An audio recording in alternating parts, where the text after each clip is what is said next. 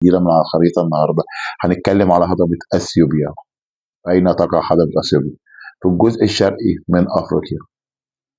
مساحة هضبة أثيوبيا حوالي 750 ألف كيلو متر مربع.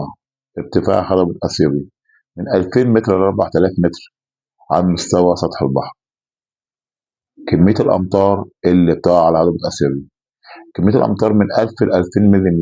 لو حبينا نحولهم بتقع حوالي 900 مليار متر مكعب، كمية كبيرة جدا. بس بسبب إن وجود هضبة أثيوبيا في المنطقة المدارية الحارة 70% من الأمطار دي بتتبخر، وعدم وجود مجاري مياه كافية بتوصل الأمطار ديت للبحيرات، واللي هي منهم أكبر البحيرات بحيرة تاني، اللي هي المصدر الرئيسي لمياه النيل الأزرق، اللي بيكمل لنا حوالي 60% من مياه مصر والسودان. هضبة أثيوبيا هضبة بركانية، هي ديت اللي خلت منها عملية الإرسال اللي جابت الدلتا والوادي في مصر.